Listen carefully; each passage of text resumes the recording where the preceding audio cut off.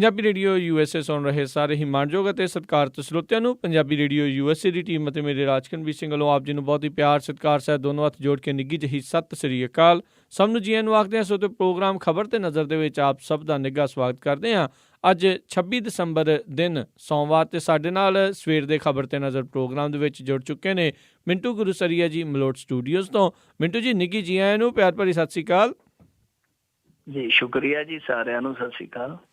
ਸਾਡੇ ਅੱਜ ਦੇ ਪ੍ਰੋਗਰਾਮ ਖਬਰ ਤੇ ਨਜ਼ਰ ਇਸ ਨੂੰ ਸਪਾਂਸਰ ਕਰਦੇ ਨੇ ਖਾਲਸਾ ਇੰਸ਼ੋਰੈਂਸ ਏਜੰਸੀ ਵਾਲੇ, ਜਿਨ੍ਹਾਂ ਦੇ ਕੋਲੋਂ ਹਰ ਇੱਕ ਤਰੀਕੇ ਦੀ ਤੁਸੀਂ ਇੰਸ਼ੋਰੈਂਸ ਕਰਵਾ ਸਕਦੇ ਹੋ।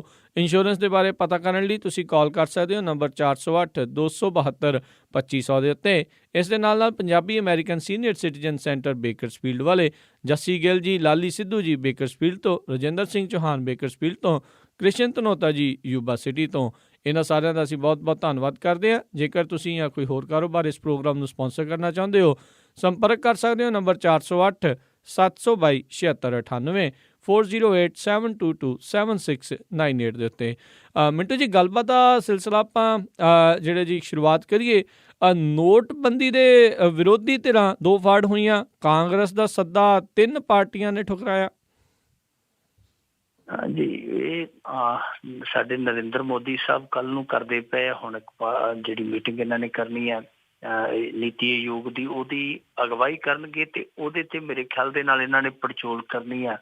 ਇਹਨਾਂ ਨੇ ਕੱਲ ਸੱਦੀ ਹੈ ਮੀਟਿੰਗ ਤੇ ਉਹ ਤੋਂ ਪਹਿਲਾਂ ਇਹਨਾਂ ਨੇ ਸੱਦੀ ਸੀਗੀ ਵਿਰੋਧੀ ਧਿਰ ਵਾਲਿਆਂ ਨੇ ਕਾਂਗਰਸ ਦੀ ਅਗਵਾਈ ਦੇ ਵਿੱਚ ਕਿ ਚਲੋ ਇਹ ਨੀਤੀ ਆਯੋਗ ਦੇ ਨਾਲ ਬਹਿ ਕੇ ਨੀਤੀ ਬਣਾਏਗਾ ਪ੍ਰਧਾਨ ਮੰਤਰੀ ਤੇ ਅਸੀਂ ਇਸ ਨੀਤੀ ਦੀ ਕਾਟ ਵਜੋਂ ਕੋਈ ਨੀਤੀ ਬਣਾਈਏ।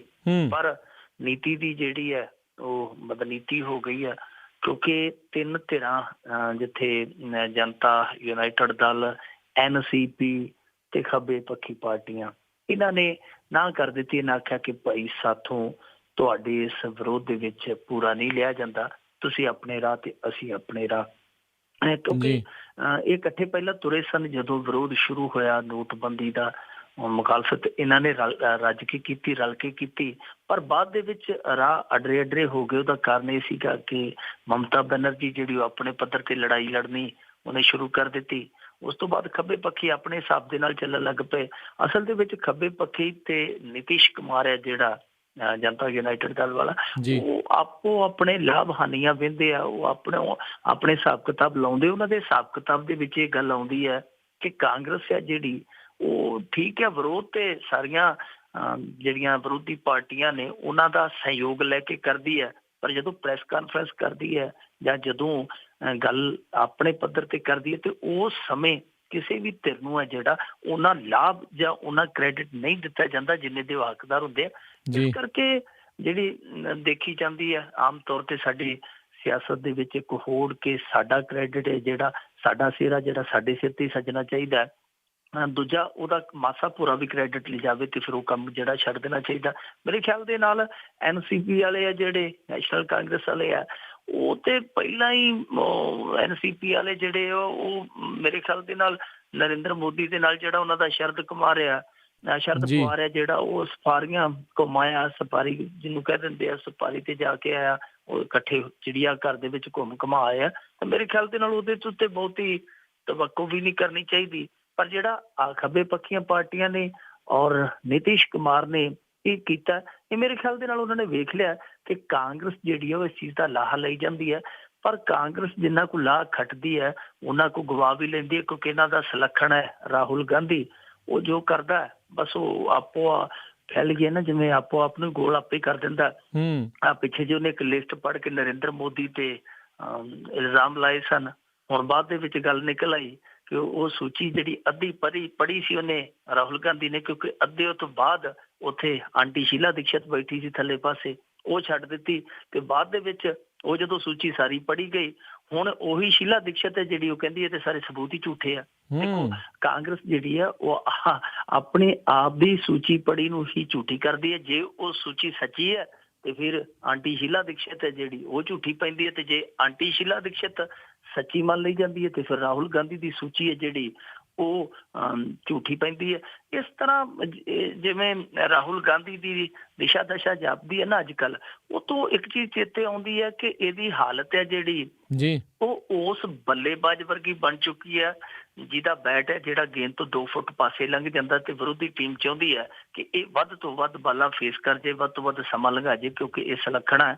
ਇਸ ਕਰਕੇ ਰਾਹੁਲ ਗਾਂਧੀ ਹੈ ਨਾ ਜਿਹੜਾ ਉਹ ਜਿੰਨਾ ਕੁ ਖੱਟਦਾ ਉਹਨਾਂ ਕੋ ਗਵਾ ਬਹਿੰਦਾ। ਫਿਰ ਇਹੋ ਜਿਹੇ ਬੰਦੇ ਨਾਲ ਦੂਜੇ ਵੀ ਕਿਉਂ ਤੁਰਨ, ਕਿਉਂਕਿ ਉਹ ਤੁਰ ਕੇ ਥੋੜਾ ਜਿਹਾ ਨੁਕਸਾਨ ਆਪਣਾ ਵੀ ਕਰਾਉਣਗੇ। ਜੇ ਫਾਇਦਾ ਹੋਇਆ ਤੇ ਉਹਦਾ ਸਿਰ ਇਹਨਾਂ ਨੇ ਆਪਦੇ ਸਿਰ ਬੰਨ ਲੈਣਾ, ਉਹਦਾ ਕੱਖ ਨਹੀਂ ਮਿਲਣਾ ਮਿਲਾਉਣਾ। ਇਸ ਕਰਕੇ ਇਹ ਦਫਾੜ ਹੀ ਨੇ। ਜੀ ਜੀ ਜੀ। ਅਤੇ ਆਪਾਂ ਅਗਲੀ ਗੱਲ ਕਰੀਏ, ਆਮ ਆਦਮੀ ਪਾਰਟੀ ਵਾਲਿਆਂ ਦੇ ਵੱਲੋਂ ਝੱਬਰ ਦੇ ਗੁਨਾਹਗਾਰ ਨੂੰ ਪਾਰਟੀ ਦੇ ਵਿੱਚ ਲਿਆ ਗਿਆ ਸੀ ਅਤੇ ਸੰਜੇ ਸਿੰਘ ਨੇ ਕਿਹਾ ਵੀ ਹੁਣ ਪਾਰਟੀ ਚੋਂ ਕੱਢ ਵੀ ਦਿੱਤਾ ਹੈ। ਸੰਜੇ ਸਿੰਘ ਲੈਂਦਾ ਹੀ ਕਿਉਂ ਆ? ਕੱਢਣਾ ਤੇ ਫਿਰ ਲੈਂਦੇ ਹੀ ਕਿਉਂ? ਮੈਨੂੰ ਤੇ ਇਹਨਾਂ ਦੀ ਸਮਝ ਨਹੀਂ ਆਉਂਦੀ ਜੀ ਕਰਨ ਕੀ ਡਏ ਆ। ਦੇਖੋ ਪਹਿਲਾਂ ਇਹਨਾਂ ਨੇ ਉਹ ਭੀਮ ਟਾਂਕ ਦਾ ਜਿਹੜਾ ਮੁੱਖ ਕਥਿਤ ਦੋਸ਼ੀ ਆ ਜਿਹੜਾ ਡੋਡਾ, ਉਹਦਾ ਪੀਏ ਲੈ ਲਿਆ ਇਸੇ ਤਰ੍ਹਾਂ ਹੀ। ਦਿਨ ਜਦੋਂ ਖਬਰਾਂ ਲੱਗੀਆਂ ਕਹਿੰਦੇ ਜੀ ਸਾਨੂੰ ਤਾਂ ਪਤਾ ਨਹੀਂ, ਸਰੋਪਾ ਸਾਡਾ ਵਾਪਸ ਦੇ ਤੇ ਘਰ ਨੂੰ ਭੱਜਾ। ਬਾਅਦ ਦੇ ਵਿੱਚ ਪਤਾ ਲੱਗਿਆ ਕਿ ਜਿਹੜੇ ਅਬੋਹਰ ਦੇ ਵਲੰਟੀਅਰ ਸੀਗੇ ਜਾਂ ਇਹਨਾਂ ਦੇ ਆਗੂ ਸੀ, ਉਹਨਾਂ ਨੇ ਇਹ ਗੱਲ ਕਹੀ ਕਿ ਸਾਥੋਂ ਪੁੱਛਿਆ ਵੀ ਨਹੀਂ ਇਹਨਾਂ ਨੇ। ਜਲੰਧਰ ਚ ਆਪਣੇ ਪੱਧਰ ਤੇ ਜਾ ਕੇ ਸਾਫਾ ਗੱਲ ਦੇ ਵਿੱਚ ਪਾ ਦਿੱਤਾ, ਸਾਨੂੰ ਤੇ ਕਿਸੇ ਨੇ ਟੈਲੀਫੋਨ ਹੀ ਨਹੀਂ ਕੀਤਾ ਕਿ ਬੰਦਾ ਕੌਣ, ਇਹਦਾ ਪਿਛੋਕੜ ਕੀ ਹੈ। ਹੁਣ ਦੇਖੋ ਤੁਸੀਂ ਕੋਈ ਵੀ ਬੰਦਾ ਸ਼ਾਮਲ ਕਰਦੇ ਹੋ ਤਾਂ ਘੱਟੋ ਘੱਟ ਕਿਰਦਾਰ, ਉਹਦਾ ਪਿਛੋਕੜ ਤੇ ਵੇਖੋ ਕਿ ਤੁਸੀਂ ਉਸ ਬੰਦੇ ਨੂੰ ਪਾਰਟੀ ਦੇ ਵਿੱਚ ਲੈ ਰਹੇ ਹੋ ਜਿਸ ਬੰਦੇ ਦਾ ਜਿਹੜਾ ਪਿਛੋਕੜ ਹੈ ਉਹ ਬਿਲਕੁਲ ਦਾਗਾਂ ਦੇ ਨਾਲ ਭਰਿਆ। ਫਿਰ ਤੁਸੀਂ ਕਹਿ ਦਿੰਦੇ ਹੋ ਜੀ ਸਾਨੂੰ ਤੇ ਪਤਾ ਨਹੀਂ ਲੱਗਿਆ, ਜਿਵੇਂ ਸਾਨੂੰ ਪਤਾ ਲੱਗਿਆ ਇਮੀਡੀਏਟਲੀ ਅਸੀਂ ਪਾਰਟੀ ਚੋਂ ਕੱਢ ਦਿੱਤਾ। ਪਰ ਉਦੋਂ ਤੱਕ ਤੁਸੀਂ ਨੁਕਸਾਨ ਤੇ ਕਰਾ ਬੈਠੇ ਹੋ ਨਾ। ਹੁਣ ਇਹਨਾਂ ਨੇ ਜਿਹੜਾ ਬੰਤ ਸਿੰਘ ਝੱਬਰ, ਜਿਹੜਾ ਕਿਸੇ ਜਾਣ ਪਛਾਣ ਦਾ ਮੁਹਤਾਜ ਨਹੀਂ, ਉਹਨੇ ਇੱਕ ਲੜਾਈ ਲੜੀ ਹੈ, ਲੜਾਈ ਉਹਨੇ ਜਿੱਤੀ ਵੀ ਹੈ। ਦੇਖੋ ਉਹਨਾਂ ਨੂੰ ਇੱਕੋ ਮੰਚ ਤੇ ਉਹ ਜਿਹੜੇ ਉਹਦੇ ਦੋਸ਼ੀ ਹੈ ਉਹਨਾਂ ਨੂੰ ਵੀ ਸਰੋਪੇ ਪਾ ਦਿੱਤੇ, ਉਹਨੂੰ ਵੀ ਸਰੋਪਾ ਪਾ ਦਿੱਤਾ। ਜਦੋਂ ਰੌਲਾ ਪਿਆ ਬਹੁਤ ਵੱਡੇ ਪੱਧਰ ਤੇ ਨੁਕਤਾਚੀਨੀ ਹੋਈ ਕਿ ਇਹਨਾਂ ਨੇ ਤੇ ਬੱਕਰੀ ਤੇ ਸ਼ੇਰ ਹੈ ਜਿਹੜਾ ਇੱਕ ਘਾਟ ਤੇ ਬੰਨ ਦਿੱਤਾ। ਉਸ ਤੋਂ ਬਾਅਦ ਸੰਜੇ ਸਿੰਘ ਦਾ ਬਿਆਨ ਆ ਜਾਂਦਾ ਜੀ ਅਸੀਂ ਉਹਨਾਂ ਨੂੰ ਪਾਰਟੀ ਚੋਂ ਕੱਢ ਦਿੱਤਾ ਤੇ ਮੈਂ ਜਾਂਚ ਦਿੱਤੀ, ਜਾਂਚ ਕਰਨ ਦੀ ਕਿਹਾ ਕਿ ਤੁਸੀਂ ਪਤਾ ਕਰੋ ਕਿੱਥੋਂ ਕਮੀ ਰਹਿ ਗਈ ਹੈ, ਅੱਗੇ ਤੋਂ ਇਸ ਤਰ੍ਹਾਂ ਨਹੀਂ ਹੋਣਾ ਚਾਹੀਦਾ। ਆਮ ਆਦਮੀ ਪਾਰਟੀ ਦੇ ਪੰਜਾਬ ਪੇਜ ਆ ਫੇਸਬੁੱਕ ਦਾ, ਹੁਣ ਉਹਦੇ ਤੇ ਵੀ ਪੋਸਟ ਹੈ ਜਿਹੜੀ ਉਹ ਘੁੰਮਦੀ ਫਿਰਦੀ ਹੈ। ਪਰ ਗੱਲ ਇਹ ਹੈ ਕਿ ਜਦੋਂ ਤੁਹਾਡੇ ਨਾਲ ਵਾਰ-ਵਾਰ ਇਸ ਤਰ੍ਹਾਂ ਹੁੰਦਾ ਹੈ, ਵਾਰ-ਵਾਰ ਤੁਸੀਂ ਇਸ ਤਰ੍ਹਾਂ ਦੀਆਂ ਜਿਹੜੀਆਂ ਨਾਕਾਮੀਆਂ ਜਵਾਬਦੇਹੀਆਂ ਜਿਹੜੀਆਂ ਤੁਸੀਂ ਅੱਗੇ ਝੱਲ ਚੁੱਕੇ ਹੋ, ਤੇ ਫਿਰ ਤੁਸੀਂ ਇਹ ਗਲਤੀਆਂ ਕਿਉਂ ਕਰਦੇ ਹੋ? ਦੇਖੋ ਕੋਈ ਵੀ ਤੁਹਾਡਾ ਜ਼ਿਲ੍ਹਾ ਹੈ ਜਿਹੜਾ ਉਹ ਇਹੋ ਜਿਹਾ ਨਹੀਂ ਜਿੱਥੇ ਤੁਹਾਡਾ ਕਾਡਰ ਨਾ ਹੋਵੇ, ਜਿੱਥੇ ਤੁਹਾਡੇ ਆਗੂ ਨਾ ਹੋਣ। ਤੁਸੀਂ ਜਦੋਂ ਕੋਈ ਵੀ ਬੰਦਾ ਆਪਣੀ ਪਾਰਟੀ ਦੇ ਵਿੱਚ ਸ਼ਾਮਲ ਕਰਦੇ ਹੋ ਘੱਟੋ ਘੱਟ ਉਹਦੀ ਪੁੰਛਣ ਆਪਣੇ ਪੱਧਰ ਤੇ ਤਾਂ ਕਰਵਾਓ। ਹੁਣ ਇਹ ਕਹਿੰਦੇ ਜੀ ਕਿ ਉਹਨਾਂ ਨੂੰ ਰੋਕ ਦਿੱਤਾ, ਅਸੀਂ ਪਾਰਟੀ ਚੋਂ ਬਾਹਰ ਕੱਢ ਦਿੱਤਾ, ਪਰ ਜਿਹੜੇ ਉਹ ਪਾਰਟੀ 'ਚ ਸ਼ਾਮਲ ਕੀਤੇ ਗਏ ਨੇ ਸੱਜਣ, ਉਹ ਕਹਿੰਦੇ ਜੀ ਸਾਨੂੰ ਤਾਂ ਕੋਈ ਸੁਨੇਹਾ ਨਹੀਂ ਮਿਲਿਆ ਇਹਨਾਂ ਦਾ ਹਾਲੇ ਤੱਕ, ਸਾਨੂੰ ਤਾਂ ਪਾਰਟੀ ਚੋਂ ਕੱਢਿਆ ਨਹੀਂ। ਤੇ ਨਾਲ ਹੀ ਉਹ ਇਹ ਕਹਿੰਦੇ ਆ ਕਿ ਸਾਨੂੰ ਇਹਨਾਂ ਨੇ ਆਖਿਆ ਜੀ ਤੁਹਾਡਾ ਰਾਜੀਨਾਮਾ ਕਰਾਵਾਂਗੇ, ਆ ਜਾਓ ਤੁਹਾਨੂੰ ਇੱਕ ਮੰਚ ਤੇ ਬਿਠਾਵਾਂਗੇ। ਜਾਨੀ ਇਹਦਾ ਮਤਲਬ ਇਹ ਹੈ ਕਿ ਇਹਨਾਂ ਨੂੰ ਸਾਰਾ ਕੁਝ ਪਤਾ ਸੀ। ਆਪਦੇ ਮੂੰਹੋਂ ਉਹ ਬੰਦੇ ਪਾਰਟੀ 'ਚ ਸ਼ਾਮਲ ਹੋਣ ਵਾਲੇ ਹੁਣ ਕੈਮਰੇ ਦੇ ਸਾਹਮਣੇ ਆ ਕੇ ਗੱਲ ਕਹਿਣ ਡਏ ਆ ਕਿ ਸਾਨੂੰ ਤੇ ਇਹ ਆ ਕੇ ਲਗਾਏ ਸਨ ਕਿ ਆਓ ਤੁਹਾਨੂੰ ਦੋਵਾਂ ਧਿਰਾਂ ਦਾ ਤੁਹਾਡਾ ਰਾਜੀਨਾਮਾ ਕਰਾਉਣੇ, ਤੁਹਾਨੂੰ ਦੋਵਾਂ ਧਿਰਾਂ ਨੂੰ ਇੱਕ ਥਾਂ ਤੇ ਪਾਉਣੇ ਆ, ਤੇ ਹੁਣ ਇਸ ਤਰ੍ਹਾਂ ਕਰਨ ਲੱਗ ਪਏ ਆ। ਬੰਤ ਸਿੰਘ ਝੱਬਰ ਵੀ ਇਹ ਗੱਲ ਕਹਿੰਦਾ ਮੈਨੂੰ ਤਾਂ ਪਤਾ ਨਹੀਂ ਸੀਗਾ ਜੀ, ਬਾਅਦ ਦੇ ਵਿੱਚ ਹੁਣ ਮੈਨੂੰ ਪਤਾ ਲੱਗਾ ਜੇ ਇਸ ਤਰ੍ਹਾਂ ਦੇ ਬੰਦੇ ਪਾਰਟੀ 'ਚ ਰੱਖਣੇ ਤੇ ਪਾਰਟੀ ਤੇ ਡੁੱਬੀ ਹੈ। ਹੁਣ ਇਹ ਮੈਨੂੰ ਦੱਸਦੇ ਆ ਕਿ ਜੀ ਪਾਰਟੀ 'ਚ ਉਹਨਾਂ ਨੂੰ ਕੱਢ ਦਿੱਤਾ। ਹੁਣ ਪਤਾ ਨਹੀਂ ਪਾਰਟੀ 'ਚ ਉਹਨਾਂ ਨੂੰ ਕੱਢਿਆ ਜਾਂ ਹਾਲੇ ਵੀ ਪਾਰਟੀ ਦੇ ਵਿੱਚ ਹੀ ਹੈ, ਪਰ ਜੋ ਨੁਕਸਾਨ ਆਮ ਆਦਮੀ ਪਾਰਟੀ ਦਾ ਹੋਣਾ ਸੀ ਉਹ ਹੋ ਚੁੱਕਾ ਹੈ। ਇਹਨਾਂ ਦੀਆਂ ਅੱਗੇ ਵੀਡੀਓ ਘੁੰਮੀ ਜਾਂਦੀਆਂ ਸੋਸ਼ਲ ਮੀਡੀਆ ਤੇ, ਅੱਗੇ ਇਹੋ ਜਿਹੇ ਬਥੇਰੇ ਚਰਚੇ ਆ। ਹੁਣ ਜਿਹੜੀ ਸਭ ਤੋਂ ਮੈਂ ਕਹਾਂਗਾ ਕਿ ਅੱਤ ਦਰਜੇ ਦੀ ਜਿਹੜੀ ਘਟੀਆ ਗੱਲ ਹੈ ਉਹ ਇਹ ਹੈ ਕਿ ਬੰਤ ਸਿੰਘ ਝੱਬਰ ਦੇ ਕਿਰਦਾਰ ਨੂੰ ਲੈ ਕੇ ਵੀ ਹੁਣ ਸੋਸ਼ਲ ਮੀਡੀਆ ਤੇ ਇੱਕ ਧੜਾ ਜਿਹੜਾ ਉਹ ਇਸ ਤਰ੍ਹਾਂ ਦਾ ਐਕਟਿਵ ਆ, ਉਹਦੇ ਕਿਰਦਾਰ ਨੂੰ ਵੀ ਜਿਹੜਾ ਕਿਰਦਾਰ ਕੁਛ ਕੀਤੀ ਜਾ ਰਹੀ ਉਹਦੇ ਕਿਰਦਾਰ ਦੇ ਵੀ। ਪਰ ਇਹ ਗਲਤ ਆ ਕਿਉਂਕਿ ਸਵਾਲ ਫੇਰ ਇਹਨਾਂ ਤੇ ਉੱਠੇਗਾ ਕਿ ਜੇ ਬੰਤ ਸਿੰਘ ਝੱਬਰ ਕਿਸੇ ਪਾਸਿਓਂ ਆਉਣਾ ਪਾਉਣਾ ਹੈ ਤੇ ਤੁਸੀਂ ਉਹਨੂੰ ਪਾਰਟੀ 'ਚ ਕਿਉਂ ਸ਼ਾਮਲ ਕੀਤਾ? ਸੋ ਇਹ ਸਾਰੇ ਜਿਹੜੇ ਇਹ ਸਵਾਲ ਇਹ ਕਿਸੇ ਤੇ ਦਾਗਦੇ ਆ, ਇਹ ਸਵਾਲ ਸਾਰੇ ਇਹਨਾਂ ਤੇ ਆਪਣੇ ਤੇ ਲਾਗੂ ਹੁੰਦੇ ਆ। ਇਸ ਤਰ੍ਹਾਂ ਨਹੀਂ ਹੋਣਾ ਚਾਹੀਦਾ, ਇਸ ਤਰ੍ਹਾਂ ਨਹੀਂ ਕਰਨਾ ਚਾਹੀਦਾ। ਅੱਜ ਇਹਨਾਂ ਦੀ ਉਹ ਜਿਹੜੀ ਵੈਬਸਾਈਟ ਹੈ ਚੰਦੇ ਵਾਲੀ, ਉਹਦਾ ਵੀ ਬਹੁਤ ਵੱਡਾ ਮੁੱਦਾ ਹੈ ਜਿਹੜਾ ਕੌਮੀ ਚੈਨਲਾਂ ਤੇ ਬਣਿਆ ਖੜਾ। ਮਯੰਕ ਗਾਂਧੀ ਜਿਹੜਾ ਇਹਨਾਂ ਦਾ ਸਾਬਕਾ ਨੇਤਾ ਹੋਇਆ ਕਰਦਾ ਸੀ, ਉਹਨੇ ਦੋਸ਼ ਲਾਏ ਇਹਨਾਂ ਤੇ, ਕਹਿੰਦਾ ਕਿ 14 ਕਰੋੜ ਦਾ ਫਰਕ ਸੀਗਾ ਜਦੋਂ ਜੂਨ ਮਹੀਨੇ ਦੇ ਵਿੱਚ ਪਿਆ ਕਿ ਇਹਨਾਂ ਨੇ ਜਿਹੜੀ ਲਿਸਟ ਚੋਣ ਕਮਿਸ਼ਨ ਨੂੰ ਦਿੱਤੀ ਤੇ ਜਿਹੜਾ ਚੰਦੇ ਦੀ ਲਿਸਟ ਸੀ ਉਹਦੇ 'ਚ 14 ਕਰੋੜ ਦਾ ਫਰਕ ਸੀ। ਜਦੋਂ ਅਸੀਂ ਰੌਲਾ ਪਾਇਆ ਇਹਨਾਂ ਨੇ ਵੈਬਸਾਈਟ ਬੰਦ ਕਰ ਦਿੱਤੀ। ਵੈਬਸਾਈਟ ਬੰਦ ਕਰਨ ਤੋਂ ਬਾਅਦ ਜਦੋਂ ਲੋਕਾਂ ਨੇ ਪੁੱਛਿਆ ਆਖਿਰ ਜੀ ਅਸੀਂ ਤੇ ਇਹਦੀ ਮੁਰੰਮਤ ਕਰਦੇ ਹੁਣ ਐਂਡ ਦੇ ਵਿੱਚ ਇਹ ਕਹਿਣ ਡਏ ਆ ਜੀ ਕਿ ਹੁਣ ਅਸੀਂ ਇਸ ਕਰਕੇ ਅਪਡੇਟ ਨਹੀਂ ਕਰ ਸਕਦੇ ਕਿਉਂਕਿ ਚੋਣ ਕਮਿਸ਼ਨ ਹੈ ਜਿਹੜਾ ਉਹ ਜਿਹੜੇ ਡੋਨੇਟ ਕਰਦੇ ਆ, ਡੋਨੇਸ਼ਨ ਕਰਦੇ ਆ, ਉਹ ਉਹਨਾਂ ਦਾਨੀਆਂ ਨੂੰ ਤੰਗ ਕਰਦੇ। ਇਸ ਕਰਕੇ ਅਸੀਂ ਉਹ ਵੈਬਸਾਈਟ ਹੈ ਜਿਹੜੀ ਦੁਬਾਰਾ ਨਹੀਂ ਚੜਾ ਰਹੇ। ਸੋ ਸਾਰੇ ਪਾਸੇ ਉਹ ਘਿਰਦੇ ਇੰਨਾ ਜ਼ਿਆਦਾ ਘਿਰ ਜਾਂਦੇ ਕਈ ਵਾਰੀ, ਫਿਰ ਘਿਰੇ ਹੀ ਗਲਤੀ ਦਰ ਗਲਤੀ ਕਰੀ ਜਾਂਦੇ ਆ। ਮੇਰੇ ਖਿਆਲ ਦੇ ਨਾਲ ਸੰਜੇ ਸਿੰਘ ਨੂੰ ਥੋੜਾ ਜਿਹਾ ਥੰਮ ਲੈਣਾ ਚਾਹੀਦਾ। ਜਿੰਨਾ ਨੁਕਸਾਨ ਸੰਜੇ ਸਿੰਘ ਇਹਨਾਂ ਦਾ ਕਰ ਗਿਆ, ਮੇਰੇ ਖਿਆਲ ਦੇ ਨਾਲ ਉਹਨਾਂ ਨੁਕਸਾਨ ਅਕਾਲੀ ਵੀ ਨਹੀਂ ਕਰ ਸਕੇ, ਕਾਂਗਰਸੀ ਵੀ ਨਹੀਂ ਕਰ ਸਕੇ, ਨਾ ਹੀ ਕਰ ਸਕਣਗੇ ਜਿੰਨਾ ਸੰਜੇ ਸਿੰਘ ਇਹਨਾਂ ਦਾ ਇੱਥੇ ਪੰਜਾਬ 'ਚ ਕਰੀ ਜਾਂਦਾ। ਜੀ ਜੀ ਜੀ। ਅਗਲੀ ਆਪਾਂ ਗੱਲ ਕਰੀਏ ਮਿੰਟੂ ਜੀ, ਵੀ ਸ਼ਹੀਦੀ ਜੋੜ ਮੇਲੇ ਦੇ ਵਿੱਚ ਜਿਹੜੀਆਂ ਸਿਆਸੀ ਕਾਨਫਰੰਸਾਂ ਹੋਈਆਂ ਉਹਨਾਂ 'ਚ ਰੱਜ ਕੇ ਦੂਸ਼ਣਬਾਜ਼ੀ ਹੋਈ, ਕਿਸੇ ਨੇ ਨਾ ਸੁਣੀ ਅਦਾਲਤ ਦੀ। ਦੇਖੋ, ਅਕਾਲ ਤਖਤ ਦੀ ਕਿਹਨੇ ਸੁਣਨੀ ਹੈ? ਇਹ ਇਹਨਾਂ ਨੇ ਭੇਜਿਆ ਸੀਗਾ ਹੁਕਮਨਾਮਾ ਅਕਾਲ ਤਖਤ ਦੇ ਜਥੇਦਾਰ ਨੇ। ਮੇਰੇ ਖਿਆਲ ਦੇ ਨਾਲ ਕੁਝ ਘੰਟੇ ਪਹਿਲਾਂ ਹੀ ਹੋਇਆ ਸੀਗਾ ਕਿ ਇੱਕ ਤਾਂ ਜੀ ਜਿਹੜੇ ਮਿੱਠੇ ਪਕਵਾਨ ਜਾਂ ਜਿਹੜੇ ਲੰਗਰ ਆਵਾਜ਼ਾਂ ਮਾਰ ਕੇ ਖਵਾਉਂਦੇ ਆ ਕਿ ਆਓ ਇੱਧਰ ਛੋਲੇ ਖਾਓ, ਇੱਧਰ ਆ ਕਰੋ, ਇਹ ਚੀਜ਼ ਨਾ ਕਰੋ। ਦੂਜਾ ਕਿ ਜਿੱਥੇ ਸਾਹਿਬ ਸ੍ਰੀ ਗੁਰੂ ਗ੍ਰੰਥ ਸਾਹਿਬ ਦਾਜ਼ਮਾਨ ਹੁੰਦੇ ਆ, ਉਸ ਸਟੇਜ ਤੇ ਤੁਸੀਂ ਸਿਆਸੀ ਦੂਸ਼ਣਬਾਜ਼ੀ ਨਾ ਕਰੋ, ਔਰ ਸਾਦਗੀ ਦੇ ਨਾਲ ਇਸ ਦਿਹਾੜੇ ਨੂੰ ਮਨਾਓ। ਇਹ ਸਾਰੇ 3-4 ਉਹਨਾਂ ਨੇ ਖਾਸ ਤੌਰ ਤੇ ਉਭਾਰ ਕੇ ਨੁਕਤੇ ਜਿਹੜੇ ਹੁਕਮਨਾਮਾ ਜਾਰੀ ਕੀਤਾ ਸੀ। ਪਰ ਕੌਣ ਸੁਣਦਾ ਹੈ ਉੱਥੇ ਹੁਕਮਨਾਮਿਆਂ ਨੂੰ? ਕਿਉਂਕਿ ਹੁਕਮਨਾਮੇ ਇਹਨਾਂ ਦੇ ਜਿਹੜੇ ਉਹ ਸਮੇਂ ਤੇ ਖਾਸ ਬੰਦਿਆਂ ਤੇ ਲਾਗੂ ਹੁੰਦੇ, ਇਹਨਾਂ ਤੇ ਹੁਕਮਨਾਮੇ ਲਾਗੂ ਨਹੀਂ ਹੁੰਦੇ। ਅੱਜ ਸੁਖਬੀਰ ਸਿੰਘ ਬਾਦਲ ਨੇ ਉੱਥੇ ਸਾਰਾ ਗੁਬਾਰ ਕੱਢਿਆ। ਉਹਨੇ ਇੱਥੋਂ ਤੱਕ ਕਿਹਾ ਕਿ ਇਹ ਲਫੰਡਰਾਂ ਦੀ ਪਾਰਟੀ ਹੈ, ਟੋਪੀਆਂ ਵਾਲਿਆਂ ਨੂੰ ਕੱਢ ਦਿਓ, ਫਲਾਣਾ ਸ਼ਰਾਬ ਪੀਂਦਾ, ਧਮਕਾਣਾ ਇਹ ਕਰਦਾ, ਉਹ ਕਰਦਾ, ਜੋ ਕਰਦਾ। ਇਸ ਤੋਂ ਵੱਧ ਦੂਸ਼ਣਬਾਜ਼ੀ ਕੀ ਹੋ ਸਕਦੀ ਹੈ? ਕੈਪਟਨ ਨੂੰ ਵੀ ਨਹੀਂ ਛੱਡਿਆ, ਜਿਹੜਾ ਵੀ ਆਇਆ। ਇਹ ਨਹੀਂ ਕਿ ਦੂਜੇ ਅੱਗੋਂ ਬੜੇ ਸਾਊ ਨਿਕਲੇ ਤੇ ਉਹ ਸਾਰਾ ਕੁਝ ਸੁਣ ਕੇ ਤੇ ਸਿਰਫ ਉੱਥੇ ਇਤਿਹਾਸ ਪੜ੍ਹ ਕੇ ਆ ਗਏ। ਉਹ ਵੀ ਇਹਨਾਂ ਵਾਂਗੂ ਅੱਗੋਂ ਟੱਕਰੇ ਇਹਨਾਂ ਨੂੰ। ਚਾਹੇ ਆਮ ਆਦਮੀ ਪਾਰਟੀ ਥੋੜੀ ਜਿਹੀ 2 ਮਿੰਟ ਸਪੀਚ ਉੱਧਰ ਕਰ ਲਈ, ਧਾਰਮਿਕ ਨੁਕਤਿਆਂ ਦੀ ਗੱਲ ਕਰ ਲਈ, ਉਸ ਤੋਂ ਬਾਅਦ ਫਿਰ ਵਰ ਲੱਗ ਪਏ। ਇਹੀ ਹਾਲ ਆ ਕਾਂਗਰਸੀਆਂ ਦਾ। ਸੋ ਸਾਰੇ ਹੀ ਉੱਥੇ ਜਾ ਕੇ ਇੱਕੋ ਜਿਹੇ ਹੋ ਗਏ। ਕਿਸੇ ਨੇ ਵੀ ਲਿਹਾਜ਼ ਨਹੀਂ ਕੀਤਾ, ਕਿਸੇ ਨੇ ਵੀ ਖਿਆਲ ਨਹੀਂ ਰੱਖਿਆ ਕਿ ਅਕਾਲ ਤਖਤ ਤੋਂ ਇਸ ਤਰ੍ਹਾਂ ਦਾ ਕੋਈ ਹੁਕਮਨਾਮਾ ਜਾਰੀ ਹੋਇਆ ਤੇ ਅਸੀਂ ਉਹਦੀ ਮਾੜੀ ਮੋਟੀ ਹੈ ਜਿਹੜੀ ਲੱਜਿਆ ਰੱਖ ਲਈਏ। ਪਰ ਸਾਰਿਆਂ ਨੇ ਹੀ ਆਪੋ ਆਪਣੇ ਉੱਥੇ ਤੂਤਨੀ ਦੇ ਰਾਗ ਹੈ ਜਿਹੜੇ ਉਹ ਪੂਰੇ ਤਾਨ ਲਾ ਕੇ ਉੱਥੇ ਵਜਾਏ ਆ। ਸਭ ਤੋਂ ਵੱਡੀ ਗੱਲ ਤਾਂ ਇਹ ਹੈ ਕਿ ਅੱਜ ਹੀ ਇੱਕ ਵੀਡੀਓ ਹੋਰ ਸਾਹਮਣੇ ਆਈ ਹੈ ਜਿਹੜੀ ਰਾਮਪੁਰੇ ਫੂਲ ਤੋਂ ਆ। ਦੱਸਦੇ ਤਾਂ ਇਹ ਹੈ ਕਿ ਅਕਾਲੀ ਭਾਜਪਾ ਦੇ ਇੱਕ ਦਫ਼ਤਰ ਦੇ ਸਾਹਮਣੇ, ਇਹ ਦਫ਼ਤਰ ਦੇ ਵੈਸੇ ਮਤਲਬ ਕਿ ਇਹਨਾਂ ਨੇ ਉਦਘਾਟਨ ਮੌਕੇ ਉਹ ਬਣਾਈ ਤੇ ਸਾਹਮਣੇ ਉਹ ਅਰਦਾਸ ਹੋਈ ਹੈ। ਉਹ ਅਰਦਾਸ ਇਸ ਤਰ੍ਹਾਂ ਦੀ ਹੈ ਤੇ ਕਿਸੇ ਹੋਰ ਭਾਈਚਾਰੇ ਵੱਲੋਂ ਕੀਤੀ ਗਈ ਹੈ, ਪਰ ਉਹ ਇਸ ਤਰ੍ਹਾਂ ਦੀ ਅਰਦਾਸ ਆ ਜਿਹੜੀ ਕਿ ਸਿੱਖਾਂ ਦੀ ਅਰਦਾਸ, ਜਿਹੜੀ ਰਹਿਤ ਮਰਿਆਦਾ ਦੀ ਅਰਦਾਸ ਹੈ, ਉਹਨੂੰ ਤੋੜ ਮਰੋੜ ਕਿੱਥੇ ਕੀਤਾ ਗਿਆ ਕਿ ਉੱਥੇ ਸਭ ਤੋਂ ਅੱਗੇ ਜਿਹੜਾ ਬੰਦਾ ਖੜਾ ਸੀ ਉਹ ਸਿਕੰਦਰ ਸਿੰਘ ਮਲੂਕਾ। ਜਿਹੜਾ ਸਿਕੰਦਰ ਸਿੰਘ ਮਲੂਕਾ ਉੱਥੇ ਹੱਥ ਜੋੜ ਕੇ ਉਸੇ ਅਰਦਾਸ ਦੇ ਵਿੱਚ ਖੜਾ। ਜੇ ਹੁਣ ਕੋਈ ਬੰਦਾ ਫੋਟੋ ਲਾ ਲੈਂਦਾ ਆਪਣੇ ਚੋਣ ਮੈਨੀਫੈਸਟੋ ਤੇ, ਉਹਦੇ ਤੇ ਬਵਾਲ ਹੋ ਜਾਂਦਾ। ਜੇ ਕੋਈ ਹੋਰ ਕੋਈ ਮਾੜੀ ਮੋਟੀ ਇਸ ਤਰ੍ਹਾਂ ਦੀ ਕੋਈ ਗਲਤੀ ਕਰਦਾ ਧਾਰਮਿਕ ਮੁੱਦਿਆਂ ਤੇ, ਉਹਨੂੰ ਘੇਰ ਲੈਂਦੇ ਆ। ਪਰ ਆਪ ਕੀ ਕਰਦੇ ਆ? ਕਿਰਪਾਲ ਸਿੰਘ ਬਡੂੰਗਰ ਨੂੰ ਅੱਜ ਉੱਥੇ ਇੱਕ ਪੱਤਰਕਾਰ ਨੇ ਘੇਰ ਲਿਆ ਕਿ ਇਹ ਤੁਸੀਂ ਤਾਂ ਕਹਿੰਦੇ ਸੀ ਕਿ ਦੂਸ਼ਣਬਾਜ਼ੀ ਨਹੀਂ ਕਰਨੀ, ਇਹ ਕੀ ਹੈ? ਉਹ ਕਹਿੰਦਾ ਕਿੱਥੇ ਦੂਸ਼ਣਬਾਜ਼ੀ ਹੋਈ ਹੈ? ਦੂਸ਼ਣਬਾਜ਼ੀ ਕਿਹੜੀ ਆ? ਕਹਿੰਦਾ ਇਹ ਤਾਂ ਸੱਚ ਬੋਲ ਰਹੇ ਨੇ। ਹਰਿਮੰਦਰ ਸਾਹਿਬ ਇਹਨਾਂ ਨੇ ਢਾਇਆ ਸਾਡਾ, ਅਸੀਂ ਸੱਚ ਬੋਲਦੇ ਆ। ਉਹਨੇ ਕਿਹਾ ਜਿਹੜਾ ਆਹ ਤੁਸੀਂ ਕਹਿੰਦੇ ਹੋ ਕਿ ਲਫੰਡਰਾਂ ਦੀ ਪਾਰਟੀ ਹੈ, ਇਹ ਫਲਾਣਾ ਸ਼ਰਾਬ ਪੀਂਦਾ, ਇਹਨਾਂ ਨੂੰ ਟੋਪੀਆਂ ਵਾਲਿਆਂ ਨੂੰ ਇੱਥੋਂ ਕੱਢ ਦਿਓ, ਤੇ ਕਹਿੰਦਾ ਕਿ ਸੱਚ ਕਹਿੰਦੇ, ਇਹਦੇ ਚ ਕੋਈ ਦੂਸ਼ਣਬਾਜ਼ੀ ਥੋੜਾ। ਕਹਿੰਦੇ ਉਹ ਤੇ ਸੱਚ ਬੋਲਦੇ ਆ। ਹੁਣ ਜੇ ਸੱਚ ਦੀ ਗੱਲ ਹੈ ਤੇ ਸੱਚ ਤੇ ਫਿਰ ਸਾਰੇ ਹੀ ਬੋਲੀ ਜਾਂਦੇ ਆ। ਕੈਪਟਨ ਕਹਿੰਦਾ ਮੈਂ ਵੀ ਸੱਚ ਬੋਲਦਾ, ਕੇਜਰੀਵਾਲ ਕਹਿੰਦਾ ਮੈਂ ਵੀ ਸੱਚ ਬੋਲਦਾ। ਇਹ ਸਾਰੇ ਦੇ ਹੀ ਆਪਾਂ ਸੱਚਾਂ ਤੇ ਇਤਬਾਰ ਕਰ ਲਈਏ ਤੇ ਫਿਰ ਝੂਠਾ ਕੌਣ ਆ? ਬਡੂੰਗਰ ਸਾਹਿਬ ਵੀ ਉੱਥੇ ਕੋਈ ਗੱਲ ਨਹੀਂ, ਕੋਈ ਵੀ ਉੱਥੇ ਗੱਲ ਦਾ ਜਵਾਬ ਨਹੀਂ ਦੇ ਸਕੇ, ਕੋਈ ਵੀ ਸਪਸ਼ਟ ਉੱਤਰ ਨਹੀਂ ਸੀ ਉਹਨਾਂ ਦੇ ਕੋਲੇ। ਚੁੱਪ ਕਰਕੇ ਉਹ ਵੀ ਉੱਥੋਂ ਢਿੱਲੇ ਹੋ ਕੇ ਚਲੇ ਗਏ। ਪਰ ਕੁੱਲ ਮਿਲਾ ਕੇ ਜੇ ਦੇਖੀਏ ਤੇ ਜੋੜ ਮੇਲਿਆਂ ਤੇ ਜੋ ਉੱਥੇ ਇਹ ਕਰਦੇ ਆ, ਮੇਰੇ ਖਿਆਲ ਦੇ ਨਾਲ ਇਹ ਨਾ ਹੀ ਹੋਵੇ ਤੇ ਚੰਗਾ। ਪਰ ਗੱਲ ਇਹ ਹੈ ਕਿ ਕੌਣ ਆਖੇ ਸਾਹਿਬ ਨੂੰ ਇੰਜ ਨਹੀਂ ਇੰਜ ਕਰ। ਗੱਲ ਇਹ ਹੋਈ ਪਈ ਆ ਕਿ ਇਹਨਾਂ ਨੂੰ ਰੋਕੇ ਹੁਣ ਕਿਹੜਾ? ਰੋਕਣ ਵਾਲਾ ਕੋਈ ਦੀਦਾ ਨਹੀਂ, ਸਾਰੇ ਇੱਕੋ ਰਸੇ ਟੱਪੇ ਹੋਇਆ। ਪਰ ਹੁਣ ਮੌਕਾ ਇਹੋ ਜਿਹਾ ਆ ਗਿਆ ਕਿ ਜਦੋਂ ਬਹੁਤ ਗਮਗੀਨ ਦਿਹਾੜੇ ਆਉਂਦੇ, ਸ਼ਹੀਦੀ ਦਿਹਾੜੇ, ਖਾਸ ਤੌਰ ਤੇ ਸ਼ਹੀਦੀ ਜੋੜ ਮੇਲਾ ਜਿਹੜਾ, ਇਹਨੂੰ ਤੇ ਘੱਟੋ ਘੱਟ ਸਿਆਸਤ ਤੋਂ ਨਿਰਲੇਪ ਕੀਤਾ ਜਾਵੇ। ਨਹੀਂ ਤੇ ਇੱਥੇ ਬਹੁਤ ਜ਼ਿਆਦਾ ਮਿਆਰ ਹੈ ਜਿਹੜਾ ਸਿਆਸਤ ਦਾ, ਉਹ ਦੂਜੇ ਪਾਸੇ ਨੂੰ ਤੁਰਿਆ ਜਾਂਦਾ ਹੈ। ਕੁੱਲ ਮਿਲਾ ਕੇ ਜੇ ਦੇਖੀਏ, ਚਲੋ ਸਿਆਸੀਆਂ ਨੇ ਤੇ ਜੋ ਕਰਨਾ ਕਰ ਹੀ ਦਿੱਤਾ, ਤੇ ਜਿਹੜੇ ਆਮ ਜਿੱਥੇ ਸੇਵਾ ਕਰਨ ਦੇ ਨਾਂ ਤੇ ਲੋਕਾਂ ਨੇ ਲੰਗਰ ਲਾਏ ਜਾਂ ਉਹ ਹੋਰ ਕੀਤਾ, ਉਹਨਾਂ ਨੇ ਕਿਹੜਾ ਫਿਰ ਅਕਾਲ ਤਖਤ ਦੇ ਹੁਕਮਨਾਮੇ ਤੇ ਫੁੱਲ ਪਾਏ? ਉਹਨਾਂ ਨੇ ਵੀ ਤਾਂ ਉਹੋ ਜਿਹੇ ਕੰਮ ਕੀਤਾ। ਜੀ ਜੀ ਜੀ ਜੀ ਬਿਲਕੁਲ।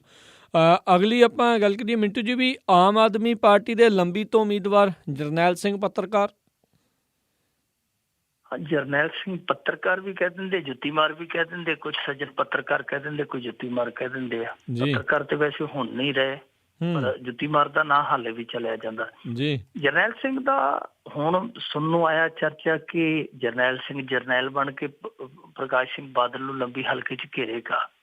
ਪਹਿਲਾਂ ਇਹ ਕਹਿੰਦੇ ਸੀ ਕਿ 28 ਦਸੰਬਰ ਨੂੰ ਜਿਹੜੀ ਰੈਲੀ ਕਰਨੀ ਹੈ ਲੰਬੀ ਦੇ ਵਿੱਚ, ਵੈਸੇ ਮੈਨੂੰ ਲੱਗਦਾ ਕਿ ਪ੍ਰਸ਼ਾਸਨ ਨੇ ਇਹਨਾਂ ਨੂੰ ਜਗ੍ਹਾ ਦੇਣ ਤੋਂ ਨਾ ਕਰ ਦਿੱਤੀ ਹੈ।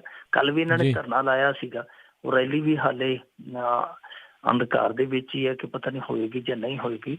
ਪਰ ਬਾਵਜੂਦ ਇਸ ਦੇ ਇਹ ਖਬਰ ਪਹਿਲਾਂ ਆ ਗਈ ਕਿ ਜਰਨੈਲ ਸਿੰਘ ਹੈ ਜਿਹੜੇ ਉਹ ਪ੍ਰਕਾਸ਼ ਸਿੰਘ ਬਾਦਲ ਦੇ ਕਿਲੇ ਦੇ ਅੱਗੇ ਜਾ ਕੇ ਲਲਕਾਰਨਗੇ, ਉਹਨਾਂ ਨੂੰ ਲਲਕਾਰਨਗੇ।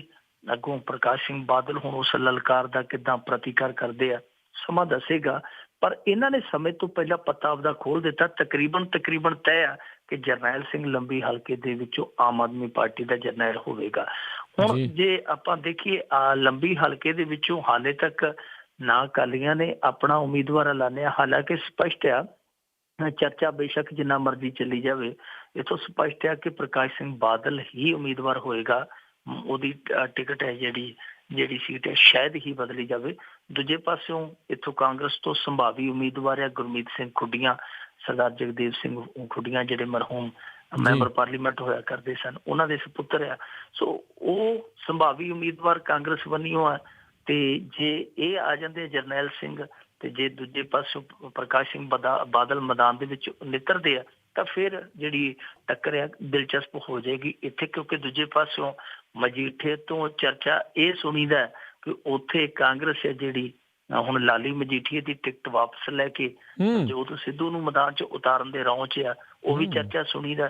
ਹਾਲੇ ਪਤਾ ਨਹੀਂ ਕਿਸ ਕਿਸਮ ਦੇ ਸਾਨੂੰ ਚਰਚੇ ਜਿਹੜੇ ਉਹ ਸੁਣਨ ਨੂੰ ਮਿਲਣਗੇ। ਪਰ ਲੰਬੀ ਵਾਲਾ ਚਰਚਾ ਜਿਹੜਾ ਉਹ ਇਸ ਕਰਕੇ ਚਰਚਿਤ ਆ ਕਿਉਂਕਿ ਜਰਨੈਲ ਸਿੰਘ ਕਾਫੀ ਲੰਮੇ ਸਮੇਂ ਤੋਂ ਜੋੜ ਤੋੜ ਕਰਦਾ ਪਿਆ ਸੀ ਕਿ ਪੰਜਾਬ ਤੋਂ ਕੋਈ ਜਿਹੜੀ ਆ ਟਿਕਟ ਦਾ ਜੁਗਾੜ ਕੀਤਾ ਜਾਵੇ, ਟਿਕਟ ਜਿੱਤ ਕੇ ਤੇ ਮੁੜ ਕੇ ਆਪਣੇ ਆਪ ਨੂੰ ਮੁੱਖ ਮੰਤਰੀ ਦੀ ਦੌੜ 'ਚ ਸ਼ਾਮਲ ਕਰ ਲਿਆ ਜਾਵੇ। ਉਹ ਜਰਨੈਲ ਸਿੰਘ ਜਦੋਂ ਹੁਣ ਲੰਬੀ ਹਲਕੇ ਤੋਂ ਉਤਰੇਗਾ ਤਾਂ ਦਿਲਚਸਪ ਬਣ ਜਾਏਗਾ ਮੁਕਾਬਲਾ। ਪਰ ਲੰਬੀ ਦੀ ਜਿਹੜੀ ਰੇਸ ਆ ਉਹ ਬਹੁਤ ਲੰਬੀ ਹੈ, ਸਮਾਂ ਥੋੜਾ ਹੈ। ਜਰਨੈਲ ਸਿੰਘ ਇਸ ਵਡੇਰੀ ਵਾਟ ਨੂੰ ਥੋੜੇ ਸਮੇਂ 'ਚ ਕਿਸ ਤਰ੍ਹਾਂ ਨਵੇੜੇਗਾ, ਇਹ ਬਹੁਤ ਵੱਡਾ ਪ੍ਰਸ਼ਨ ਚਿੰਨ੍ਹ ਆ ਜੀ। ਪਰ ਫਿਰ ਵੀ ਚਮਤਕਾਰਾਂ ਦੀਆਂ ਸੰਭਾਵਨਾਵਾਂ ਮਰਿਆ ਨਹੀਂ ਕਰਦੀਆਂ, ਸੰਭਾਵਨਾਵਾਂ ਜਿੰਦਾ ਹੀ ਰਹਿੰਦੀਆਂ। ਪਰ ਉਹਨਾਂ ਸੰਭਾਵਨਾਵਾਂ ਨੂੰ ਚਮਤਕਾਰਾਂ ਦੇ ਵਿੱਚ ਤਬਦੀਲ ਕਰਨ ਵਾਲੇ ਕਿੰਨੇ ਕੁ ਸਮਰੱਥ ਆ, ਉਹ ਦਿਸਣਾ ਚਾਹੀਦਾ। ਹਾਲ ਦੀ ਘੜੀ ਜਾਪਦਾ ਇਹ ਆ ਕਿ ਜਰਨੈਲ ਸਿੰਘ ਜੇ ਮੈਦਾਨ ਦੇ ਵਿੱਚ ਆਉਂਦੇ ਆ, ਬਿਨਾਂ ਦੇਰੀ ਕੀਤਿਆਂ ਆਉਂਦੇ ਆ ਤੇ ਬਹੁਤ ਜ਼ਿਆਦਾ ਮਿਹਨਤ ਕਰਦੇ ਆ, ਤਾਂ ਹੀ ਉਹ ਗੁਰਮੀਤ ਸਿੰਘ ਖੁੱਡੀਆਂ, ਕਿਉਂਕਿ ਉਹ ਇੱਥੋਂ ਦੇ ਜੱਦੀ ਰਹਿਣ ਵਾਲੇ ਆ, ਇੱਥੋਂ ਦੇ ਜੱਦੀ ਰਹਿਣ ਵਾਲੇ ਪ੍ਰਕਾਸ਼ ਸਿੰਘ ਬਾਦਲ ਆ, ਤਾਂ ਹੀ ਉਹ ਇਹਨਾਂ ਦੇ ਬਰਾਬਰ ਪਹੁੰਚੇਗਾ ਜੇ ਬਹੁਤ ਜ਼ੋਰ ਦੇ ਨਾਲ ਦੌੜੇਗਾ। ਤੇ ਜੇ ਇਸ ਹਫੜਾ ਦਫੜੀ 'ਚ ਰਹਿ, ਅੱਜ ਇੱਥੇ ਫਲਾਣੇ ਦੀ ਵੀਡੀਓ ਵਾਇਰਲ ਹੋ ਗਈ, ਅੱਜ ਫਲਾਣੀ ਥਾਂ ਤੇ ਇੱਥੇ ਇਹਨਾਂ ਨੇ ਗਲਤ ਬੰਦੇ ਤੇ ਸਰੋਪਾ ਪਾ ਦਿੱਤਾ, ਇੱਥੇ ਆਹ ਕਰ ਦਿੱਤਾ, ਇੱਥੇ ਉਹ ਕਰ ਦਿੱਤਾ, ਜੇ ਇਹਨਾਂ ਚੀਜ਼ਾਂ 'ਚ ਉਲਝੇ ਰਹੇ ਤੇ ਫਿਰ ਰਾਹ 'ਚ ਹੀ ਡਿੱਗ ਡੁੱਗ ਜਾਣਗੇ। ਜੇ ਇਹਨਾਂ ਨੇ ਉਹਨਾਂ ਦੇ ਨਾਲ ਰਲਣਾ ਤੇ ਫਿਰ ਇਹਨਾਂ ਨੂੰ ਸਪੀਡ ਖਿੱਚਣੀ ਪਵੇਗੀ। ਪਰ ਦੂਜੇ ਪਾਸੇ ਇਹ ਵੀ ਧਿਆਨ ਰੱਖਣ ਦੀ ਲੋੜ ਆ, ਜਿਹੜਾ ਬੰਦਾ ਇੱਥੋਂ ਲੰਬੀ ਹਲਕੇ ਦੇ ਵਿੱਚੋਂ ਪਿਛਲੇ 2 ਸਾਲਾਂ ਤੋਂ ਪੁਲਿਸ ਦੀਆਂ ਡਾਂਗਾ ਖਾਣ ਡਿਆ, ਜਿਹੜਾ ਪਰਚੇ ਕਰਵਾਉਣ ਡਿਆ ਕੈਨੇਡਾ ਛੱਡ ਕੇ, ਠੋਕਰ ਮਾਰ ਕੇ ਕੈਨੇਡਾ ਨੂੰ ਇੱਥੇ ਗਲੀਆਂ 'ਚ ਰੁਲ ਡਿਆ ਕਿ ਆਮ ਆਦਮੀ ਪਾਰਟੀ ਅਸੀਂ ਲਿਆਉਣੀ ਹੈ, ਅਸੀਂ ਤਬਦੀਲੀ ਲਿਆਉਣੀ ਹੈ, ਪੰਜਾਬ ਨੂੰ ਅਸੀਂ ਨਵੀਂ ਨੁਹਾਰ ਦੇਣੀ ਹੈ। ਉਹਦੇ ਨਾਲ ਜਿਹੜੇ ਸੰਗੀ ਸਾਥੀ ਹੈ ਉਹਨਾਂ ਦੇ ਮੋਰਾਲ ਦਾ ਕੀ ਬਣੇਗਾ, ਉਹਨਾਂ ਦਾ ਮਨੋਬਲ ਕਿਸ ਤਰ੍ਹਾਂ ਇਹ ਸੰਭਾਲਣਗੇ, ਉਹਨਾਂ ਨੂੰ ਕਿਸ ਤਰ੍ਹਾਂ ਭਰੋਸਾ ਦੇਣਗੇ, ਇਹ ਵੀ ਇੱਕ ਇਹਨਾਂ ਲਈ ਵੱਡੀ ਚੁਣੌਤੀ ਹੋਏਗੀ। ਜੀ ਜੀ ਜੀ ਅਗਲੀ ਗੱਲ ਕਰਦੇ ਹਾਂ। ਪਹਿਲੋਂ ਉਮੀਦ ਸੀ ਵੀ ਸ਼ਾਇਦ 24 ਦਸੰਬਰ ਨੂੰ ਚੋਣ ਜ਼ਾਬਤੇ ਬਾਰੇ ਫੈਸਲਾ ਆਵੇਗਾ, ਹੁਣ 28 ਦਸੰਬਰ ਤੇ ਪੈ ਗਈ ਹੈ ਗੱਲ। ਚੋਣ ਜ਼ਾਬਤੇ ਬਾਰੇ ਇਹ ਬਿਲਕੁਲ ਸਹੀ ਕਿਹਾ ਤੁਸੀਂ ਕਿ 24 ਦਸੰਬਰ ਨੂੰ ਮੀਟਿੰਗ ਸੀ ਚੋਣ ਕਮਿਸ਼ਨ ਦੀ, ਤੇ ਸਾਰੇ ਇਹ ਗੱਲ ਕਹਿੰਦੇ ਸੀ ਕਿ ਚੋਣ ਕਮਿਸ਼ਨ ਦੀ ਜਿਹੜੀ ਇਹ ਮੀਟਿੰਗ ਹੈ ਇਹਦੇ 'ਚ ਕੋਈ ਅੰਤਮ ਨਿਰਣਾ ਜਿਹੜਾ ਕਰ ਲਿਆ ਜਾਏਗਾ। ਪਰ ਮੇਰੇ ਖਿਆਲ ਦੇ ਨਾਲ ਮੀਟਿੰਗ ਵੀ ਇਹਨਾਂ ਨੇ ਪੋਸਟਪੋਨ ਕਰ ਦਿੱਤੀ। ਹੁਣ ਇਹਨਾਂ ਨੇ 28 ਦੀ ਰੱਖੀ ਹੈ। ਉਹਦੇ ਵਿੱਚ ਦੇਖੋ ਇਹ ਕੀ ਕਰਦੇ ਆ, ਪਰ ਸੰਭਾਵਨਾਵਾਂ ਜਿਹੜੀਆਂ ਉਹ ਪ੍ਰਬਲ ਇਹੋ ਹੀ ਆ ਕਿ ਇਸ ਦਿਨ ਤੈਅ ਹੋ ਜਾਏਗਾ ਕਿਸ ਤਰੀਕ ਨੂੰ ਚੋਣ ਜ਼ਾਬਤਾ ਲੱਗਣਾ ਹੈ ਤੇ ਕਿਹੜੇ ਕਿਹੜੇ ਗੇੜ ਦੇ ਵਿੱਚ ਕਿਹੜੇ ਕਿਹੜੇ ਰਾਜ 'ਚ ਵੋਟਾਂ ਪੈਣੀਆਂ। ਮੇਰੇ ਖਿਆਲ ਦੇ ਨਾਲ ਪੰਜਾਬ ਦੇ ਵਿੱਚ ਜਿਵੇਂ ਅੱਗੇ ਇੱਕ ਨੁਕਤੇ ਤੇ ਬਹਿਸ ਹੋਈ ਹੈ ਕਾਫੀ, ਕੈਪਟਨ ਅਮਰਿੰਦਰ ਸਿੰਘ ਕਹਿੰਦਾ ਸੀ ਕਿ ਇੱਕ ਗੇੜ ਦੇ ਵਿੱਚ ਹੀ ਵੋਟਾਂ ਕਰਵਾਈਆਂ ਜਾਣ। ਚੋਣ ਕਮਿਸ਼ਨ ਨੇ ਵੈਸੇ ਇਸ ਸੁਝਾਅ ਤੇ ਅਮਲ ਕਰਨ ਦੀ ਕੋਸ਼ਿਸ਼ ਕੀਤੀ ਸੀ ਕਿ ਇੱਥੇ 2 ਜਾਂ 3 ਜਾਂ 4 ਗੇੜ ਦੇ ਵਿੱਚ ਵੀ ਵੋਟਾਂ ਪਵਾ ਲਈਆਂ ਜਾਣ, ਕਿਉਂਕਿ ਪੰਜਾਬ ਹੈ ਤੇ ਕੀ ਜਿਹੜਾ ਉਹ ਸੈਂਸਿਟਿਵ ਸਟੇਟ ਆ, ਤਾਂ 4 ਗੇੜਾਂ ਦੇ ਵਿੱਚ ਵੋਟਾਂ ਪਾਈਆਂ ਜਾਣ ਤਾਂ ਕਿ ਬਿਹਤਰ ਪਾਰਦਰਸ਼ੀ ਢੰਗ ਦੇ ਨਾਲ ਉਹ ਵੋਟਿੰਗ ਜਿਹੜੀ ਹੋ ਸਕੇ। ਪਰ ਕੈਪਟਨ ਅਮਰਿੰਦਰ ਸਿੰਘ ਨੇ ਇਤਰਾਜ਼ ਕਰ ਦਿੱਤਾ ਸੀਗਾ। ਮੇਰੇ ਖਿਆਲ ਦੇ ਨਾਲ ਇੱਥੇ ਵੋਟਿੰਗ ਹੈ ਜਿਹੜੀ ਉਹ ਇੱਕ ਗੇੜ ਦੇ ਵਿੱਚ ਹੀ ਨਿਬੇੜ ਲਈ ਜਾਏਗੀ। ਹਾਂ, ਯੂਪੀ ਬਾਰੇ ਚਰਚਾ ਹੈ ਕਿ ਉੱਥੇ 7 ਗੇੜਾਂ 'ਚ, ਕਿਉਂਕਿ ਯੂਪੀ ਖੇਤਰਫਲ ਦੇ ਹਿਸਾਬ ਦੇ ਨਾਲ ਸਾਤੋਂ ਬਹੁਤ ਵੱਡਾ ਹੈ, ਉੱਥੇ ਇਹ ਚਰਚਾ ਹੈ ਕਿ 7 ਗੇੜਾਂ ਦੇ ਵਿੱਚ ਵੋਟਿੰਗ ਹੋਏਗੀ। ਬਾਕੀ ਜਿਹੜੇ ਹੋਰ ਰਾਜ ਆ, ਬਾਕੀ ਉਹਨਾਂ ਬਾਰੇ ਰੂਪ ਰੇਖਾ ਇਹ ਜਿਹੜੀ ਹੈ ਉਹ ਤਿਆਰ ਕੀਤੀ ਜਾਵੇਗੀ। ਪਰ ਇੱਥੇ ਵੀ ਜਾਪਦਾ ਇਹ ਹੈ ਕਿ 28 ਤਰੀਕ ਤੋਂ ਚੋਣ ਜ਼ਾਬਤਾ ਜਿਹੜਾ ਉਹ ਲੇਟ ਹੋਏਗਾ। ਉਹਦਾ ਕਾਰਨ ਆ, ਉਹਦਾ ਕਾਰਨ ਜਿਹੜਾ ਮੈਨੂੰ ਨਜ਼ਰ ਆਉਂਦਾ, ਜਾਤੀ ਤੌਰ ਤੇ ਹੋ ਸਕਦਾ ਮੈਂ ਥੋੜਾ ਗਲਤ ਵੀ ਹੋਵਾਂ, ਕਿਉਂਕਿ ਦੇਖੋ 30 ਦਸੰਬਰ ਨੂੰ ਨੋਟਬੰਦੀ ਦਾ ਪਹਿਲਾ ਪੜਾਅ ਖਤਮ ਹੋਣਾ ਹੈ। ਪਹਿਲਾ ਪੜਾਅ ਖਤਮ ਹੋਣ ਤੋਂ ਬਾਅਦ ਇਹਨਾਂ ਦੇ ਕੋਲ ਇਹੋ ਜਿਹਾ ਹੋਰ ਕੋਈ ਵੀ ਵਿਕਲਪ ਮੌਜੂਦ ਨਹੀਂ ਕਿ ਇਹ ਲੋਕਾਂ ਨੂੰ ਹੋਰ ਦੁੱਖ ਦੇ ਸਕਣ, ਕਿਉਂਕਿ ਚੋਣਾਂ ਬਿਲਕੁਲ ਸਿਰ ਤੇ ਆ। ਇਸ ਕਰਕੇ ਇਹ ਰਾਹਤ ਦੇਣ ਦੀ ਕੋਸ਼ਿਸ਼ ਕਰਨਗੇ, ਚਾਹੇ ਨੋਟਬੰਦੀ ਦੇ ਵਿੱਚੋਂ ਰਾਹਤ ਦੇਣ, ਚਾਹੇ ਨੋਟਬੰਦੀ ਦੇ ਬਦਲਦੇ ਰੂਪ ਦੇ ਵਿੱਚੋਂ ਕੋਈ ਐਲਾਨ ਹੋਰ ਕਰ ਦੇਣ। ਤਾਂ ਮੇਰੇ ਖਿਆਲ ਦੇ ਨਾਲ ਜਿਹੜੀ 2 ਜਨਵਰੀ ਨੂੰ ਨਰਿੰਦਰ ਮੋਦੀ ਦੀ ਰੈਲੀ ਹੈ, ਉਹ ਇਸੇ ਸੰਦਰਭ ਦੇ ਵਿੱਚ, ਇਸੇ ਪਰਿਪੇਖ ਦੇ ਵਿੱਚ ਇਹਨਾਂ ਨੇ ਰੱਖੀ ਹੈ ਕਿ ਥੋੜੇ ਐਲਾਨ ਉੱਥੋਂ ਪ੍ਰਧਾਨ ਮੰਤਰੀ ਦੇ ਮੁਖਾਰਬਿੰਦ ਤੋਂ ਕਰਵਾਏ ਜਾਣ। ਇਸੇ ਕਰਕੇ ਮੈਨੂੰ ਜਾਪਦਾ ਹੈ ਕਿ ਚੋਣ ਜ਼ਾਬਤਾ ਬਿਲਕੁਲ ਭਾਵੇਂ ਉਹਦਾ ਸਾਰਾ ਰੂਪ ਰੇਖਾ ਮੁਹਾਂਦਰਾ ਜਿਹੜਾ ਤੈਅ ਕਰ ਲਿਆ ਜਾਵੇ, ਪਰ ਉਹਨੂੰ ਲਾਗੂ ਜਿਹੜਾ ਉਸ ਰੈਲੀ ਤੋਂ ਬਾਅਦ ਕੀਤਾ ਜਾਏਗਾ। ਕਿਉਂਕਿ ਜੇ ਪਹਿਲਾਂ ਚੋਣ ਜ਼ਾਬਤਾ ਨਾਫਿਜ਼ ਹੋ ਜਾਂਦਾ ਤੇ ਫਿਰ ਐਲਾਨ ਕਰਨੇ ਜਿਹੜੇ ਆ ਉਹ ਇਹਨਾਂ ਰਾਜਾਂ 'ਚ ਲਾਗੂ ਕਰਨੇ ਔਖੇ ਹੋ ਜਾਣਗੇ। ਇਸ ਕਰਕੇ ਮੈਨੂੰ ਜਾਪਦਾ ਕਿ 2 ਜਨਵਰੀ ਤੋਂ ਬਾਅਦ ਦਾ ਹੁਣ ਜਿਹੜਾ ਚੋਣ ਜ਼ਾਬਤਾ ਉਹ ਲਾਗੂ ਹੋਏਗਾ। ਬਾਕੀ ਇਹਨਾਂ ਦੀਆਂ ਇਹ ਜਾਣਨ। ਦੂਜੀ ਗੱਲ ਜਿਹੜੀ ਹੈ, ਅਸੀਂ ਕਹਿ ਦਿੰਦੇ ਕਈ ਵਾਰ ਚੋਣ ਕਮਿਸ਼ਨ ਹੈ ਜਿਹੜਾ ਉਹ ਬੜਾ ਆਜ਼ਾਦ ਹੈ ਜੀ, ਪਾਰਦਰਸ਼ੀ ਢੰਗ ਨਾਲ ਕੰਮ ਕਰਦਾ। ਵੈਸੇ ਸਾਰਿਆਂ ਦੀ ਰਿਮੋਟ ਉਹਨਾਂ ਦੇ ਹੱਥ 'ਚ ਹੀ ਹੈ। ਇਸ ਕਰਕੇ ਜਾਪਦਾ ਹੈ ਕਿ 2 ਜਨਵਰੀ ਤੋਂ ਬਾਅਦ ਹੀ ਇਹ ਜਿਹੜਾ ਚੋਣ ਜ਼ਾਬਤਾ ਨਾਫਿਜ਼ ਹੋਏਗਾ। ਜੀ। ਅਗਲੀ ਆਪਾਂ ਗੱਲ ਕਰਦੇ ਹਾਂ, ਮਾਇਆਵਤੀ ਦੇ ਭਰਾ ਖਿਲਾਫ ਜਾਂਚ ਸ਼ੁਰੂ। ਮਾਇਆਵਤੀ ਦਾ ਭਰਾ ਆਨੰਦ ਕੁਮਾਰ ਦੇ ਖਿਲਾਫ ਬੇਨਾਮੀ ਸੰਪत्ति ਦੀ ਇੱਕ ਸ਼ਿਕਾਇਤ ਮਿਲੀ ਸੀ, ਜਿਸ ਤੋਂ ਬਾਅਦ ਹੁਣ ਇਨਕਮ ਟੈਕਸ ਵਾਲਿਆਂ ਨੇ ਜਾਂਚ ਸ਼ੁਰੂ ਕਰ ਦਿੱਤੀ ਹੈ। ਅਸਲ ਦੇ ਵਿੱਚ ਇਹ ਜਾਂਚ, ਇਹ ਸ਼ਿਕਾਇਤ, ਇਹ ਸਭ ਕੁਝ ਡਰਾਮਾ ਹੈ। ਮਾਇਆਵਤੀ ਦੇ ਖਿਲਾਫ ਤੇ ਸ਼ਿਕਾਇਤਾਂ ਜਿਹੜੀਆਂ ਉਹ ਸਾਲਾਂ ਦੀਆਂ ਪਈਆਂ ਨੇ। ਜਦੋਂ ਮੁੱਖ ਮੰਤਰੀ ਸੀ ਉਦੋਂ ਕਿਹੜੀਆਂ ਘੱਟ ਸ਼ਿਕਾਇਤਾਂ ਸੀ, ਉਦੋਂ ਇਹੀ ਭਾਰਤੀ ਜਨਤਾ ਪਾਰਟੀ ਵਾਲੇ ਵੀ ਸ਼ਿਕਾਇਤਾਂ ਕਰਦੇ ਸਨ। ਕੌਣ ਭੁੱਲਿਆ ਹੋਏਗਾ ਨੋਟਾਂ ਦੀਆਂ ਉਹ ਮਾਲਾ ਜਿਹੜੀਆਂ ਉਹਦੇ ਗਲ 'ਚ ਪਾਈਆਂ ਜਾਂਦੀਆਂ ਸਨ, ਤੇ ਕੌਣ ਭੁੱਲਿਆ ਹੋਏਗਾ ਉਹ ਕਿੱਸਾ ਕਿ ਜਦੋਂ ਉਹ ਇਹਨਾਂ ਨੇ ਕਿਹਾ ਜੀ ਕਿ ਨੋਟ ਤੁਸੀਂ ਆ ਜਿਹੜੇ ਨੋਟਾਂ ਵਾਲੀ ਮਾਲਾ ਪਾਈ ਹੈ ਇਹ ਕਿੱਥੋਂ ਪੈਸੇ ਆਏ, ਤੇ ਮਾਇਆਵਤੀ ਨੇ ਆਖਿਆ ਸੀਗਾ ਕਿ ਮੇਰੇ ਚਾਹੁਣ ਵਾਲਿਆਂ ਦੀ ਕਿਹੜੀ ਕਮੀ ਹੈ, ਉਹ ਸਾਰਾ ਪੈਸਾ ਉਹਨਾਂ ਦਾ।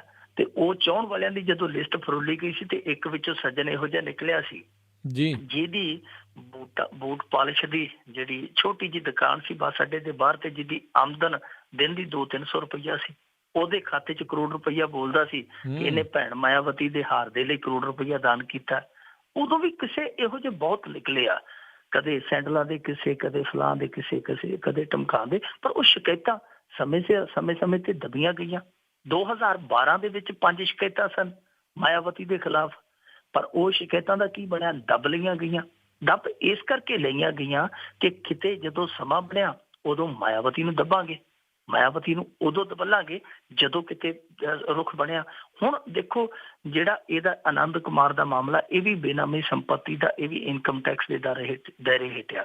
ਹੁਣ ਜਿਹੜੀਆਂ 4-5 ਅੱਗੇ ਸ਼ਿਕਾਇਤਾਂ 2012-13 ਦੀਆਂ ਪਈਆਂ ਮਾਇਆਵਤੀ ਖਿਲਾਫ, ਉਹ ਵੀ ਖੋਲਣ ਦੀਆਂ ਤਿਆਰੀਆਂ ਜਿਹੜੀਆਂ ਬਿਲਕੁਲ ਕੀਤੀਆਂ ਜਾ ਰਹੀਆਂ।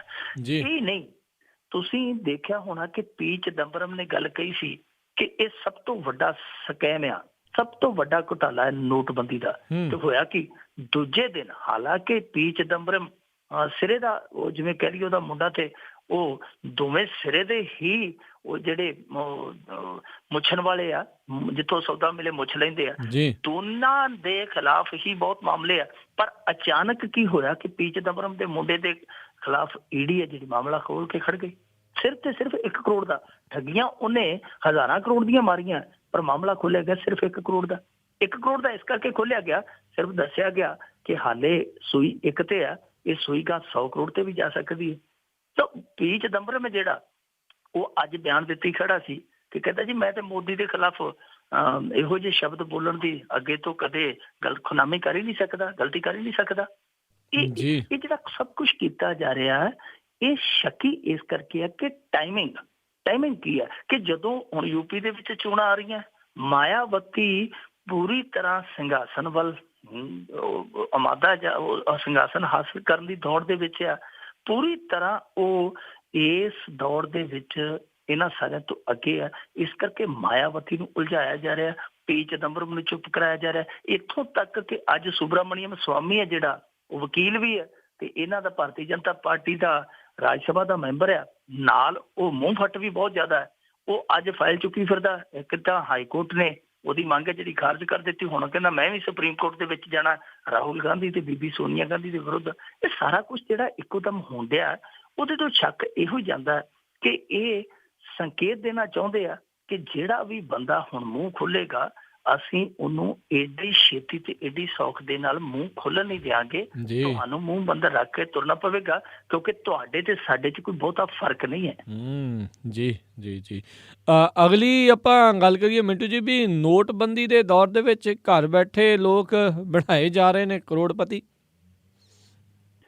ਇੱਕ ਬੀਬੀ ਮਜ਼ਦੂਰ ਬੀਬੀ ਸੀ, ਉਹਦੇ ਖਾਤੇ 'ਚ 99 ਕਰੋੜ ਰੁਪਈਆ ਆ ਗਿਆ।